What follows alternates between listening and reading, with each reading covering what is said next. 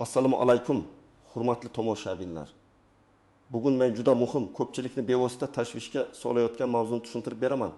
2026 yil avgust oyida pensiyaga chiqish masalasi. Kim kutish kerak? Kim hujjat topshirishga shoshilish kerak? Kim esa oldindan tekshiruvdan o'tmasa keyin oylar davomida ovora bo'lib qolishi mumkin.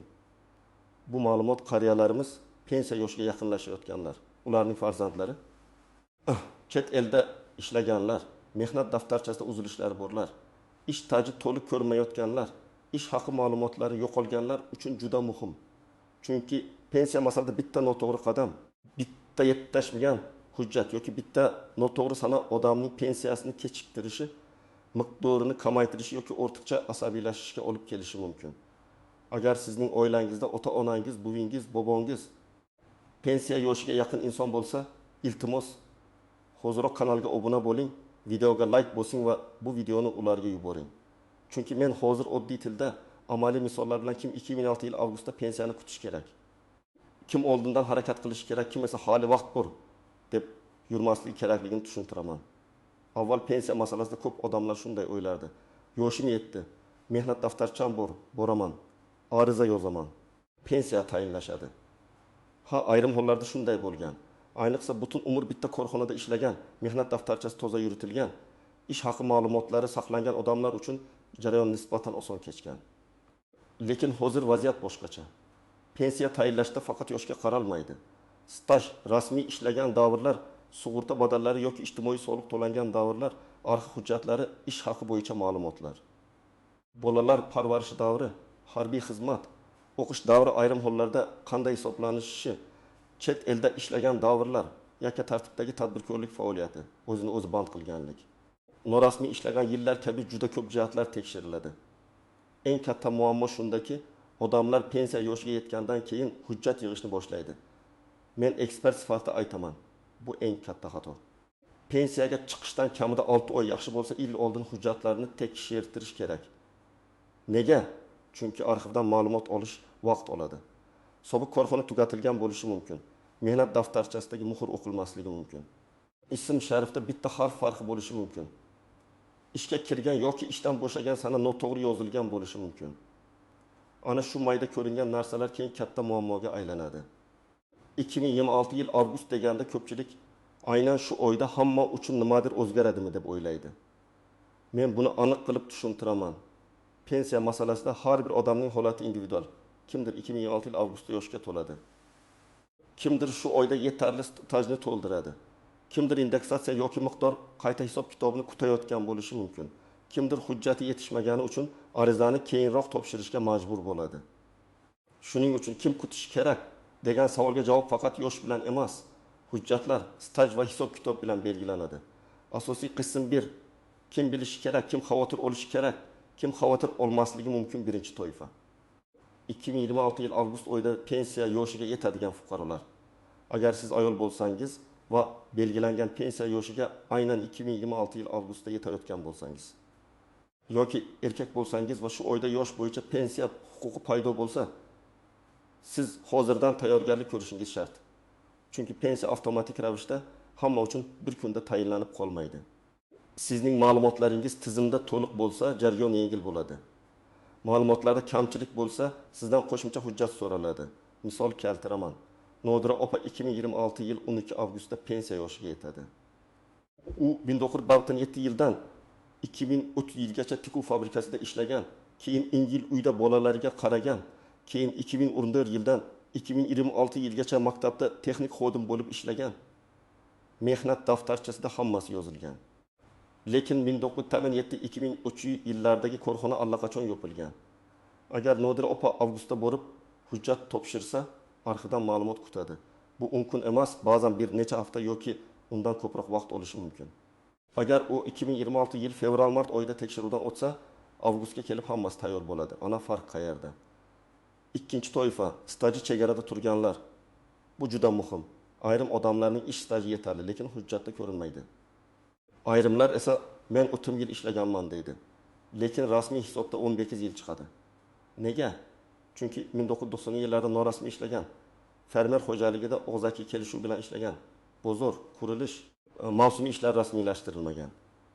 Pensiya hisobida esa men ishlaganman, hamma biladi degan gap yetmaydi. Hujjat kerak. Misol uchun Rustam aka 1960 yillarda tug'ilgan. Pensiya yoshiga yaqin. U 1995 yildan 2005 yilgacha qurilish brigadasida ishlagan.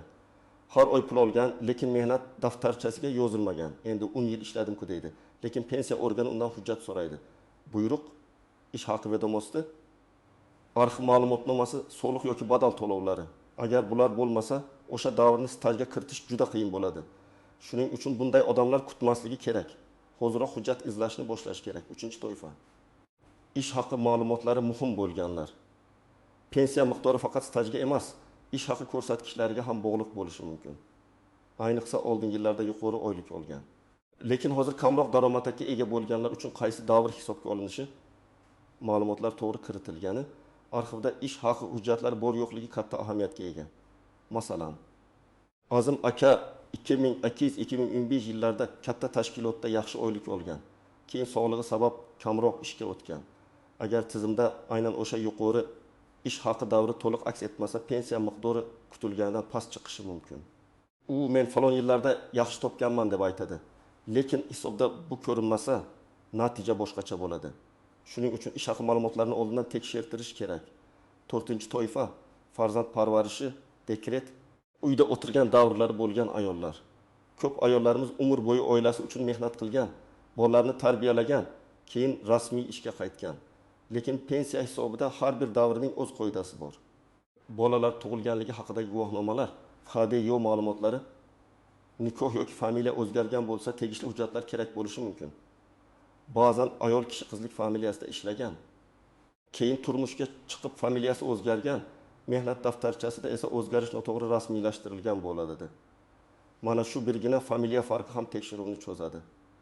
Masalan, Dilbar opa mehnat daftarchasida Karimova Dilbar bo'lib ishga kirgan. Keyin turmushdan keyin Xudoyberdiyeva Dilbar bo'lgan. Pasportda hozirgi familiya, eski ish joyida eski familiya. Agar nikoh guvohnomasi yoki familiya o'zgarganini tasdiqlovchi hujjat tayyor bo'lmasa, tizim buni bir odam deb bog'lashda qiynaladi. Shuning uchun ayollarimiz albatta barcha guvohnomalarni tayyorlab qo'yishi kerak. 5-toifa. Chet elda ishlaganlar. Bu bugungi kunda juda dolzarb. Ko'pchilik Rossiya, Qozog'iston, Turkiya, Janubiy Koreya yoki boshqa davlatlarda ishlagan. Lekin u yerdagi ish davri O'zbekistonda pensiya stajiga qanday ta'sir qiladi? Qanday shartlarda tan olinadi? Ikki tomonlama kelishuv bormi? Badal to'langanmi? Hujjat tarjimasi va tasdiqlanishi kerakmi? Bularni oldindan aniqlash zarur. Har bir davlat bo'yicha tartib bir xil emas. Misol uchun, Bahrom aka 7 yil chet elda ishlagan. U men ham ishladim, nega stajga kirmaydi deb e'tiroz bildiradi. Savol: u rasmiy ishlaganmi? Mehnat shartnomasi bo'lganmi? U davlatda ijtimoiy badal to'langanmi? Hujjatlari bormi? O'zbekistondagi vakolatli organlar buni qabul qila oladimi? Agar u faqat og'zaki ishlagan bo'lsa, na shartnoma, na to'lov, na ma'lumotnoma bo'lsa, bu davrni tasdiqlash qiyin. Demak, chet elda ishlaganlar 2026 yil avgustni kutmasdan hozirdan hujjatlarni yig'ish kerak. 6-toifa yakka tartibdagi tadbirkorlar va o'zini o'zi band qilganlar. Ko'pchilik men savdo qildim, xizmat ko'rsatdim, uyda tikuvchilik qildim, taksi qildim deydi. Lekin pensiya uchun rasmiy ro'yxatdan o'tish, tegishli to'lovlar, soliq va ijtimoiy to'lovlar masalasi juda muhim. Agar faoliyat rasmiy bo'lsa, to'lovlar amalga oshirilgan bo'lsa, bu kelajakdagi pensiya hisobida ko'rinishi mumkin. Agar men ishladim, lekin hech qayerda ko'rinmaydi bo'lsa, bu muammo. Kim xavotir olmasligi mumkin? Agar sizning mehnat faoliyatingiz to'liq rasmiy bo'lgan bo'lsa, elektron tizimda barcha ish joylari ko'rinsa, ish haqi ma'lumotlari bor bo'lsa, mehnat daftarchangizdagi yozuvlar, pasport ma'lumotlaringiz bilan mos bo'lsa, staj yetarli bo'lsa, sizda katta xavotirga asos yo'q. Lekin men baribir bitta maslahat beraman. Hatto hammasi joyida deb o'ylasangiz ham pensiyaga chiqishdan oldin tekshiruvdan o'ting. Chunki xatoni avgustda emas, undan oldin topgan yaxshi. Birinchi nozik jihat arza berish sanasi. Pensiya masalasida mening yoshim falon kuni to'ldi degan sana bilan men arza topshirdim degan sana har doim bir xil oqibat bermasligi mumkin. Odatda huquq paydo bo'lgan davr va murojaat sanasi muhim hisoblanadi. Agar odam vaqtida murojaat qilmasa, ayrim to'lovlarni oldingi davr uchun olish masalasida cheklovlar bo'lishi mumkin. Shu sababli keyingi oy borarman, qishda borarman, Farzandim kelganda boraman deb kechiktirish tavsiya qilinmaydi. Ikkinchi nozik jihat mehnat daftarchasidagi xatolar. Juda ko'p uchraydigan holat, sana ustiga tuzatish kiritilgan.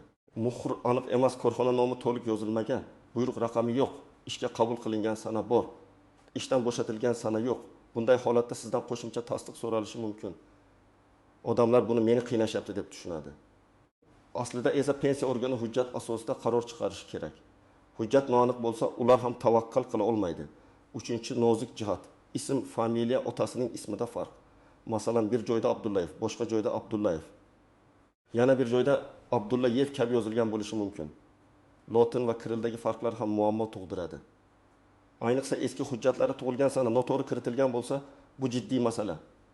Bunday holatda FHDYO arxiv, sud orqali aniqlashtirish talab qilinishi mumkin. Shuning uchun barcha hujjatlardagi ma'lumotlarni birma-bir solishtirib chiqing. 4-nozik jihat, nogironlik, boquvchisini yo'qotganlik, imtiyozli pensiya kabi holatlar. Hamma pensiya faqat yoshga doir emas. Ba'zi fuqarolarda mehnat sharoiti og'ir bo'lgan, zararli ishda ishlagan, muayyan kasblarda uzoq yillar mehnat qilgan bo'lishi mumkin. Bunday holatlarda imtiyozli tartiblar mavjud bo'lishi ehtimoli bor, lekin buni tasdiqlovchi hujjatlar juda muhim.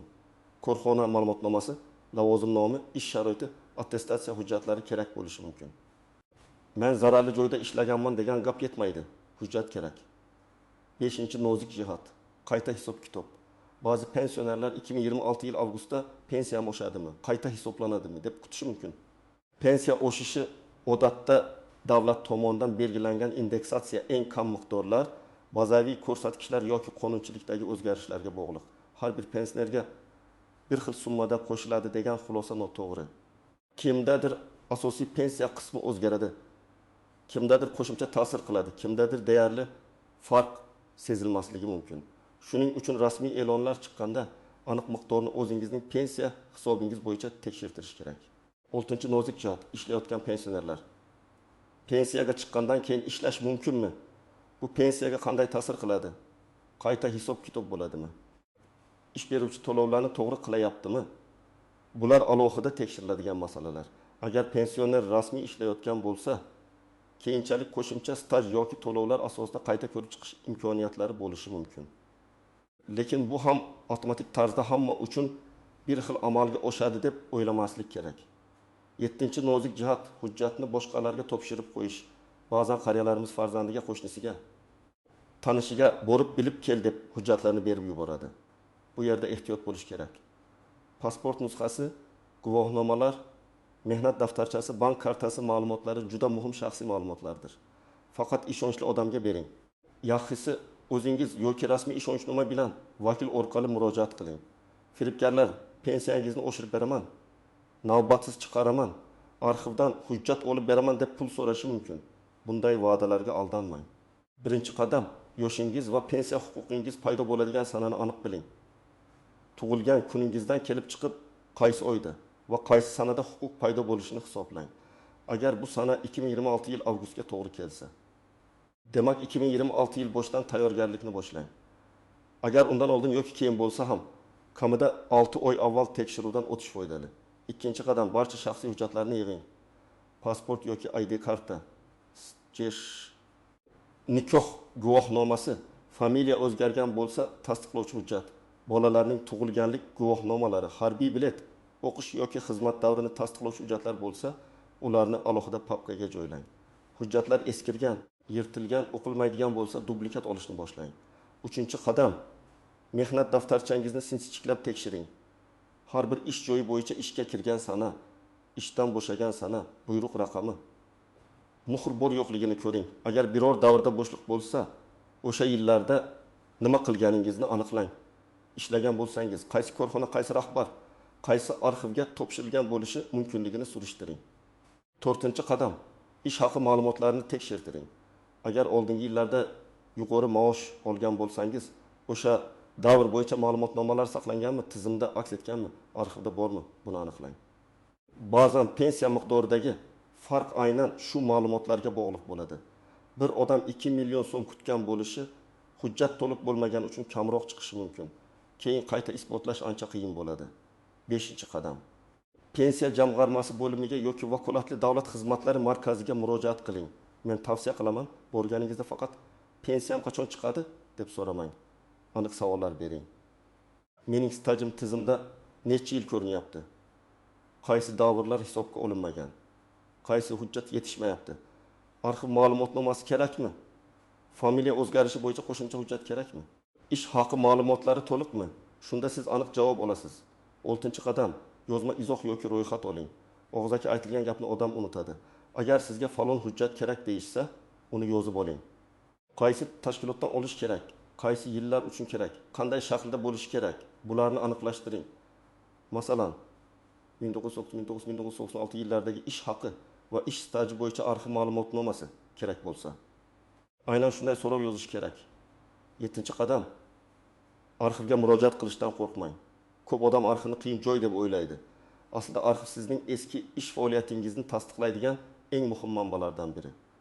Arxivga murojaatda korxona nomi, ishlagan yillaringiz, lavozimingiz, o'sha vaqtdagi familiyangiz, taxminiy buyruq sanalari bo'lsa yozing. Ma'lumot qancha aniq bo'lsa, topish shuncha oson bo'ladi. 8-qadam, agar hujjat topilmasa, huquqiy yo'lini so'rang. Ba'zan korxona hujjatlari saqlanmagan bo'ladi. Bunday hollarda guvohlar sud orqali faktni aniqlash, boshqa tasdiqlovchi ma'lumotlar masalasi kelib chiqishi mumkin. Lekin bu murakkab yo'l. Shuning uchun buni eng oxirgi chora deb biling va albatta mutaxassisdan maslahat oling. 9-qadam, bank va to'lov ma'lumotlarini to'g'ri rasmiylashtiring. Pensiya tayinlangach pul qayerga tushishi, karta ochilganmi? Kartadagi ism sharif hujjat bilan mosmi? Karta faolmi? Bularni ham tekshiring. Ba'zan pensiya tayinlangan bo'ladi, lekin to'lovda texnik muammo chiqadi. Qariya odam bankka bora olmaydi, karta bloklangan bo'ladi. Telefon raqam eski bo'ladi. Bularni oldindan hal qiling. 10-qadam, farzandlar qariyalarga yordam bersin, lekin ularning o'rniga qaror qabul qilmasin. Men farzandlarga alohida murojaat qilaman, ota-onangizga keyin qilamiz demang. Ularni pensiya jamg'armasiga, davlat xizmatlari markaziga olib boring. Hujjatlarni tartiblang. Eski ish joylarini birga izlang. Lekin ularning roziligisiz hujjatlarni har kimga bermang. Bank kartasini o'zingizda saqlab, ularni qaram qilib qo'ymang. Pensiya bu qariyaning haqqi, uning mehnati evaziga kelgan mablag'.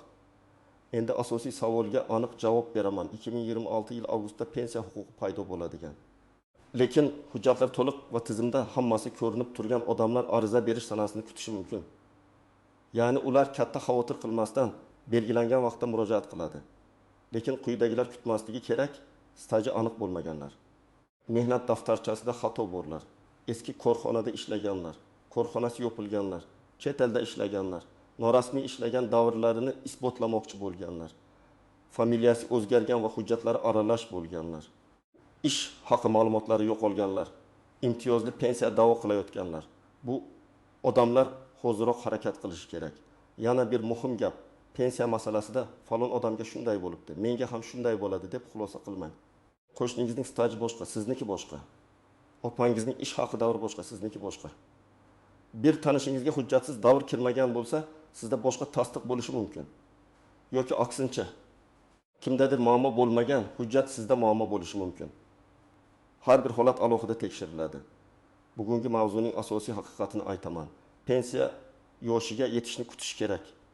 Lekin hujjat tayyorlashni kutish kerak emas. 2026 yil avgustda pensiyaga chiqadiganlar uchun eng to'g'ri yo'l oldindan tekshirish, kamchiliklarni topish, arxiv va ish haqi ma'lumotlarini yig'ish, keyin belgilangan sanada xotirjam ariza topshirish. Agar siz qariya bo'lsangiz, bu sizning haqqingiz. Agar siz farzand bo'lsangiz, ota-onangizning haqqini vaqtida rasmiylashtirishga yordam bering. Hujjatdagi bitta xato, bitta yetishmagan ma'lumot, bitta kechikkan ariza keyin katta ovora bo'lishi mumkin. Izohlarda yozing. Siz yoki yaqinlaringiz 2026 yil avgustda pensiya chiqish kerakmi? Staj, arxiv, ish haqi yoki mehnat daftarchasi bo'yicha muammo bormi? Men keyingi videolarda eng ko'p uchraydigan savollarni alohida tushuntirib beraman. Videoga like bosing, kanalga obuna bo'ling va bu ma'lumotni ota-onangiz, buvingiz, bobongiz yoki pensiya yoshiga yaqin tanishlaringizga yuboring. Chunki bu masalada oldindan bilgan odam yutadi, kech qolgan odam esa eshikma-eshik yurib vaqt yo'qotadi.